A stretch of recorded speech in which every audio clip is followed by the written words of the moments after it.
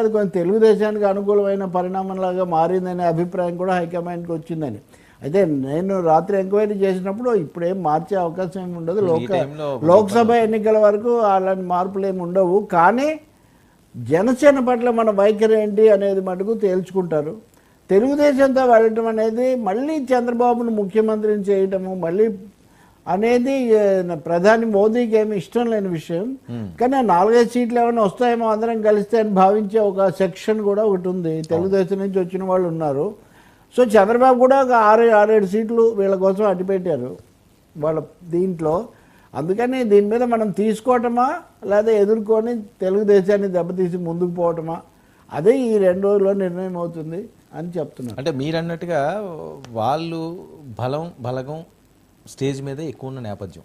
So Nadendla 600 మంది ఉన్నారు stage మీద ఎవరు చెప్తున్నారు. అదే నాదెండ్ల గారు ఈయనతో పాటుగా వచ్చినా లేకపోతే ఆయనకి మాట్లాడే అవకాశం ఇచ్చినా ఆయన కూడా పెద్దగా పవన్ కళ్యాణ్ గారి వైపు జనసేన వైపు మాట్లాడిన సందర్భం లేకపోవడానికి గల కారణాలు ఏంటంటారు?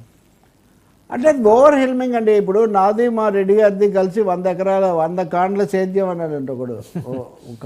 కాడి అంటారు కదా రెండింటిని కలిపి 100 కాండ్లు నీవెన్ని ఎద్దులు అంటే నాది ఒకటి అన్నాడంట. అంటే చాలాసార్లు అలా పొత్తుల్లో చిన్న పార్టీలనే అలా జరుగుతుంటాయి. ఇప్పుడు చాలాసార్లు కమ్యూనిస్ట్ పార్టీలు అంటుంటారు కదా 1 సీటు కోసం 2 సీట్ల కోసం అనే పద్ధతిలో ఎగతాళి చేస్తుంటారు కదా. డెమోక్రసీలో అలా జరుగుతుంటుంది ఒక రాజకీయ లక్ష్యం అన్నప్పుడు.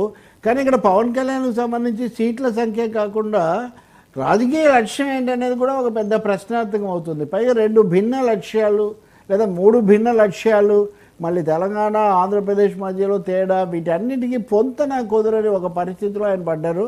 మూడోది అంతకుముందు ఆయనకున్న ఇమేజ్ ఆయన చాలా సూపర్ పవర్ స్టారు తర్వాత ఇవన్నీ కదా. ఇప్పుడు వీటన్నిటి మధ్యలో ఒక అనుబంధ పాత్ర ఒక ఉపగ్రహ పాత్ర వస్తే ఎట్లా అనేది ఇప్పుడు బీజేపీ దగ్గరికి వెళ్ళినా అంతే అదే పెద్ద పార్టీ అవుతుంది. ఇప్పుడు తెలంగాణలో చూసాం కదా మనం 119లో ఆయన 12 సీట్లు అవి కూడా చాలా పెద్దగా ప్రభావం లేనివి ఆయన చేశారు. కాబట్టి ఆంధ్రప్రదేశ్లో ఇదే రిపీట్ అవుతుంది. దట్స్ వాట్ రుద్రరాజు గారు చెప్పేది కాంగ్రెస్ అధ్యక్షుడు. తెలంగాణలో విఫలమైనట్టే ఆంధ్రలో కూడా విఫలమవుతారు, అది మీరు తొందరలోనే చూస్తారు అని చెప్తున్నారు ఆయన. తామేమో వామపక్షాలతో కలిసి వెళ్తామని ఆయన ఈ మాట చెప్తున్నారు. ఇంకా ఏం జరుగుతుందో మనం చూడాలి. కానీ ఇక్కడ తెలుగుదేశం ఈ క్రమంలో సిపిఐని కూడా ఒక ఇరకటంలో పెట్టినట్టే మనం భావించాలి.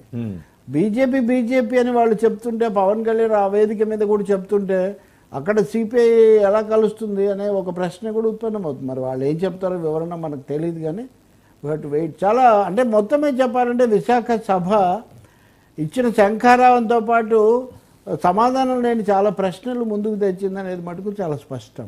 అంత పెద్ద సభ జరిపిన తర్వాత ఉండాల్సినంత ఉధృతమైన ఉత్సాహం అక్కడ ఉందా లేదా అనే ఒక ప్రశ్న కూడా అక్కడ ఉత్పన్నమవుతుంది. ఇప్పుడు ఈరోజు మీరు చూస్తున్నారు కదా, ఇప్పుడు గాజువాకలో పవన్ కళ్యాణ్ పోటీ చేయాలంటే అక్కడ పల్లా సత్యనారాయణ ఎవరు అంతకుముందు పల్లా శ్రీనివాస్ ఆయన సిద్ధంగా ఉన్నటువంటి పరిస్థితి.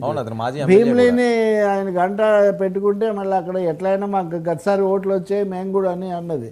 అంటే ఇప్పుడు వైసీపీలో సిట్టింగ్లను మార్చడం అనేది ఒక టీ కప్లో తుఫాన్ లాగా వచ్చిందని ఇది వరకు అనుకున్న పరిస్థితి ఇప్పుడు తెలుగుదేశం జనసేన మధ్యలో కూడా రాబోతుంది, తెలుగుదేశంలోనే రాబోతుంది.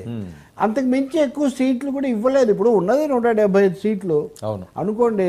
గతసారి తెలుగుదేశం వీళ్ళందరూ కలిసి 105 సీట్లు గెలిచారు అంతే కదా, బీజేపీ అందరు కలిసి. అంటే విన్నింగ్ పర్సంటేజ్ ఎంత?